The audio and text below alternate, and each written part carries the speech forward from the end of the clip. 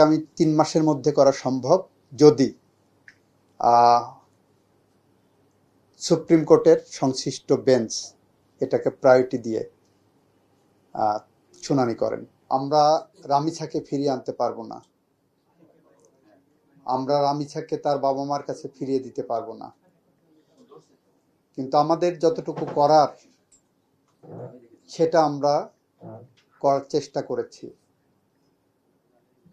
19শে মের ঘটনা 24শে মের মধ্যে আমরা তদন্ত সম্পন্ন করে চার্জশিট দিতে সক্ষম হয়েছি।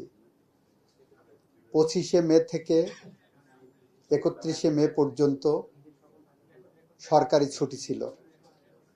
আমাদের নিম্ন আদালতগুলো 1 জুন থেকে 15 জুন পর্যন্ত সরকারি ছুটি ছিল। সরকারের পক্ষ থেকে মাননীয় প্রধানমন্ত্রী বলেছিলেন আমরা 1 মাসের মধ্যে বিচার প্রক্রিয়া সম্পন্ন করতে প্রতিশ্রুতিবদ্ধ।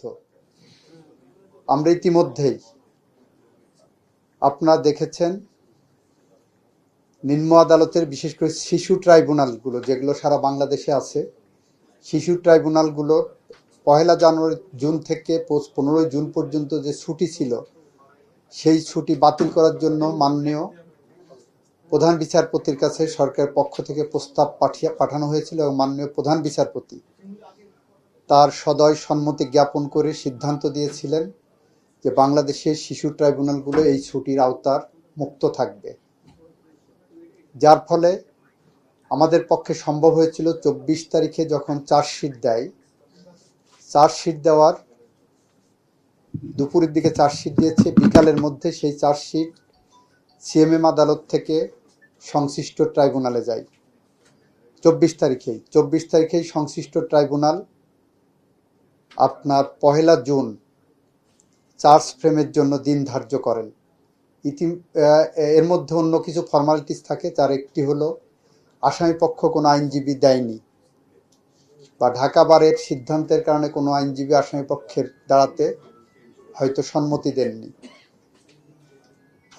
যে আইনে মৃত্যুদণ্ড থাকে আমাদের বিধান হলো রাষ্ট্রপক্ষ থেকে আসামি পক্ষকে একটা আইনজীবী দেওয়ার। আমরা 24 তারিখে বিশেষভাবে রাষ্ট্রপক্ষে একজন আইনজীবী নিয়োগ করেছি যাতে করে ন্যায় বিচার প্রশ্নে কোনো প্রশ্নবোধক চিহ্ন না থাকে। সেই প্রেক্ষাপটেই 24 তারিখেই আমরা রাষ্ট্রপক্ষে আইনজীবী নিয়োগ করেছি আসামির জন্য। 1 জুন কোর্ট রিওপেনিংয়ের দিনেই চার্জ গঠন হয়েছে। আইনের বিধান মতেই পরবর্তী দিন সাক্ষ্য গ্রহণ হয়েছে, তারপরের দিন আসামি পক্ষকে 342 ধারায় পরীক্ষা বলে তাদের সাক্ষ্য দেওয়ার সুযোগ আছে, সেই দিন ধার্য হয়েছে। সেখানে আসামি সোহেল রানা নিজে দায় স্বীকার করেছেন। তারপরের দিন আমরা যুক্তিতর্কের জন্য এখানে আদালত রেখেছিলেন। আমরা আমাদের পক্ষ থেকে রাষ্ট্রের পক্ষ থেকে যুক্তিতর্ক উপস্থাপন করেছেন, আসামি পক্ষেও যুক্তিতর্ক উপস্থাপন করেছে। এরপর আজকে রায় হয়েছে। কার্যত 6 কার্য দিবসের মধ্যে আমরা রামিছার মতো এরকম বেদনাদায়ক একটি ঘটনার বিচার করতে সক্ষম হয়েছে। এটা বাংলাদেশের ইতিহাসে প্রথম। যদি আমাদের সাবকন্টিনেন্টে দেখি, ইতিপূর্বে 1882 সালে নদিয়া সেশনস কোর্ট মুল্লুক চাঁদ নামে এক ভদ্রলোককে তার 9 বছরের শিশুকন্যাকে হত্যার দায়ে একদিনে বিচার কাজ সম্পন্ন করেছিলেন। সেই জায়গা আমাদের এরপর আর এত দ্রুত সম্ভব না।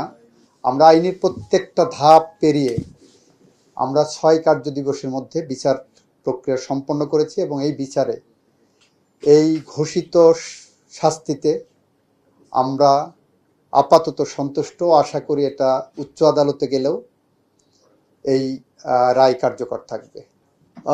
আপনাদের প্রশ্নটা অত্যন্ত যৌক্তিক এবং ফ্রাস্ট্রেটেড একটা কোশ্চেন করেছেন। আমাদের আইনি বাধ্যবাধকতা আছে যে 7 দিনের মধ্যে এই ফাইল চলে যাবে ডেথ রেফারেন্স কনফার্মেশনের জন্য। হাইকোর্ট ডিভিশনে। হাইকোর্ট ডিভিশনে যাওয়ার পরে আপনারা যারা কোর্ট বিট করেন তারা জানেন যে এই সমস্ত মামলায় পেপার বুক রেডি করতে হয়, পেপার বুক বাইরে করার সুযোগ নাই, পেপার বুক সুপ্রিম কোর্টের তত্ত্বাবধানেই হয়। এরপরে সুপ্রিম কোর্ট সিরিয়ালে এই মৃত্যুদণ্ডগুলোর বিষয় নিষ্পত্তি করেন। এর ভিতর থেকে 2টা মামলায় আমি অ্যাটর্নি জেনারেল থাকা অবস্থায় মাননীয় প্রধান বিচারপতির বিশেষ আদেশে হাইকোর্ট থেকে নিষ্পন্ন করতে সক্ষম হয়েছিলাম। তার একটি ছিল মেজর সিনহা হত্যা মামলা, আর একটা ছিল বুয়েটের আবরার ফাহাদ হত্যা মামলা।